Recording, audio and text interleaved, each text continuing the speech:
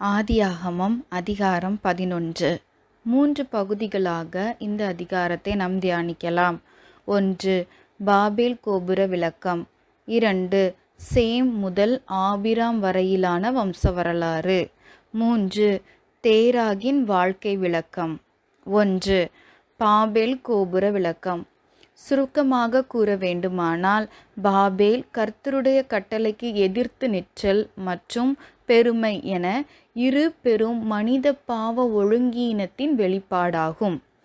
ஆதியாகமம் 10 மனிதன் பூமி எங்கும் தேசங்களாக, கோத்திரங்களாக, ஜாதிகளாக, பல்வேறு மொழிகளில் பரந்ததாக விவரிக்கப்பட்டுள்ளது. ஆனால் தேசங்களின் உண்மையான பிரிவு மனித குலம் மொழியால் பிரிக்கப்பட்டு உலகம் முழுவதும் சிதறடிக்கப்படும் வரை நடக்காது. இந்த நிகழ்வு இங்கே இந்த 11வது அதிகாரத்தில் பாபேல் கோபுர நிகழ்வில் நடக்கிறது. 4வது வசனத்தில், நான் பூமியெங்கும் சிதறிப்போகாதபடிக்கு ஒரு நகரத்தையும் வானத்தையளாவும் ஒரு கோபுரத்தையும் கட்டி நமக்கு பேர் உண்டாக பண்ணுவோம் வாருங்கள் என வாசிக்கிறோம். பழுகி பெருகுக என கர்த்தர் கட்டளையிட்டிருக்க, இங்கே சிதறி போகாதிருக்க திட்டம் தீட்டப்படுகிறது. 2வதாக, மனிதனுக்குள் பெருமையான எண்ணம் வெளிப்படுகிறது. நமக்கு ஒரு நகரத்தையும் நமக்கு வானத்தையளாவும் சிகரமுள்ள ஒரு கோபுரத்தையும் நமக்கு பேருண்டாக பண்ணுவோம் என தங்களுக்குத்தானே பெருமையை, தங்களுக்குத்தானே பேரை ஏற்படுத்த முயல்கின்றனர். கல்லுக்கு பதிலாக செங்கலும் சாந்துக்கு பதிலாக நிலக்கீலும் அவர்களுக்கு இருந்தது. மேலும் இந்த நிலக்கீல் ஒரு வாட்டர் ப்ரூஃப் மெட்டீரியல் ஆகும்.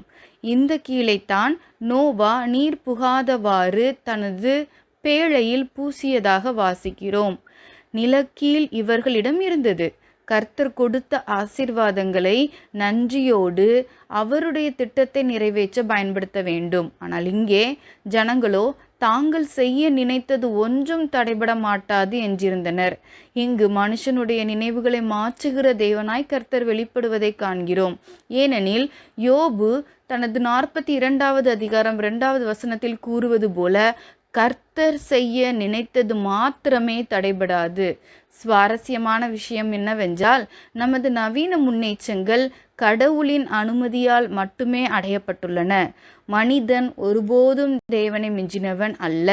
சந்தேகத்திற்கு இடமின்றி அவர் இன்னும் பல இரகசியங்களை ஆராய்ச்சியாளர்கள், விஞ்ஞானிகள், பொறியாளர்களிடமிருந்து மறைத்து வருகிறார். 2. சேமின் வம்ச வரலாறு. வசனங்கள் 10 முதல் 26 முடிய சேம் முதல் ஆபிராம் வரையிலான வம்ச வரலாறு இடம்பெற்றுள்ளது. 5வது அதிகாரத்தில் உள்ள ஆதாமின் வம்ச வரலாறுடன் இதை ஒப்பிடுவோமானால், இங்கு மனிதனின் ஆயுள் 1/3 பங்காக குறைந்து வருவதை காண்கிறோம். இளம் வயதில் பிள்ளை பெற்று சீக்கிரத்தில் மரிப்பதை வாசிக்கிறோம். 3. தேராகின் வாழ்க்கை விளக்கம்.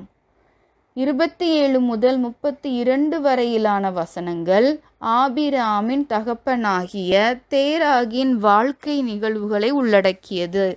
ஆபிராமுக்கு 2 சகோதரர், ஆரான் மற்றும் நாகோர். லோத்து ஆபிராமின் சகோதரனான ஆரானின் மகன். எனவே லோத்து ஆபிராமுக்கு மகன் முறையாவார். இந்த ஆரான் சீக்கிரம் தனது தந்தை இறப்பதற்கு முன்னே மரித்து போனார். எனவே ஆபிராம் லோத்தை தன்னுடன் தன் கவனிப்பில் வைத்திருக்கலாம். ஆபிராம் தனது சொந்த இடம் ஊர் என்கிற கல்தேயருடைய பட்டணத்தை விட்டு பயணிப்பதாக வாசிக்கிறோம். இது ஒரு பெரிய பட்டணம். ஆராய்ச்சியாளர்கள் கண்டுபிடித்தபடி இந்த பட்டணத்தில் சிலை வழிபாடும் நூலகமும் இருந்ததற்கான தடயங்கள் உள்ளன. எனவே ஆபிராம் ஒரு கச்சரிந்த சிலை வழிபாடு உடைய மனிதராக இருந்திருக்கலாம். யோசுவா 24வது அதிகாரம் 2வது வசனத்தில் இப்படியாக வாசிக்கிறோம். ஆபிராமுக்கும் நாகோருக்கும் தகப்பனான தேராகு என்பவன் நதிக்கு அப்புறத்திலே குடியிருந்த போது அவர்கள் வேறே தேவர்களை சேவித்தார்கள் என்று. எனவே தேராகும் அவன் குடும்பமும் வேறே தேவர்களை சேவித்தார்கள். கல்தேயாவாகிய தங்கள் சொந்த இடத்தை விட்டு கானான் செல்ல புறப்பட்டு பயணத்தை முடிக்காமல் ஆரான் என்னும் இடத்தில் தங்கியதோடு இந்த அதிகாரம் முடிகிறது. ஜெபிப்போமா. அன்பின் பிதாவே, இந்த 11வது அதிகாரத்தை தியானிப்பதற்கு நீர் தந்த கிருபைக்காக நன்றி. ஆபிராம் எனும் ஒரு தலைவனை, ஒரு மனிதனை நீர் எப்படி பிரித்து கொண்டு வருகிறீர் என்பதை நாங்கள் வாசிக்கிறோம். அப்பா, நீர் எங்களை தெரிந்து கொண்டு எங்களை வழிநடத்துவதற்கு நாங்கள் செய்த பாக்கியம் மிகவும் பெரியது. ஆபிராமை தெரிந்து கொண்டது போல இன்று எங்களையும் தெரிந்து கொண்டு உம்மை குறித்ததான ஞானத்தையும் உம்மை அறிகிற அறிவையும் தந்து உம்முடைய ரட்சிப்பின் வெளிப்பாட்டால் எங்களை வழிநடத்துகிறதற்காக உமக்கு ஸ்தோத்திரம்.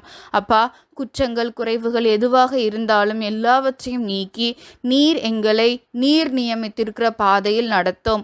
உம்முடைய கட்டளையை ஒருபோதும் எதிர்த்து நிற்கிறவர்களாக இருக்கக்கூடாது, உமக்கு விரோதமாய் பெருமையுள்ளவர்களாக இருக்கக்கூடாது என்கிறதை மனதில் நினைக்கிறோம். அப்பா, ஒருவேளை எங்களுடைய நினைவுகள் உம்முடைய நினைவுகளுக்கு அப்பா முரண்பட்டதாக இருக்குமேயானால் ஒரு விசை எங்களுக்கு உணர்த்தி எங்களை சரியான பாதையில் வழி நடத்தும். நீர் எங்களுக்கு கொடுத்திருக்கிற ஆசீர்வாதங்களை உம்முடைய கட்டளையை உம்முடைய திட்டங்களை நிறைவேற்றுவதற்கு பயன்படுத்த ஞானத்தை தாரும். இயேசுவின் மூலம் ஜெபிக்கிறோம் நல்ல பிதாவே, ஆமேன்.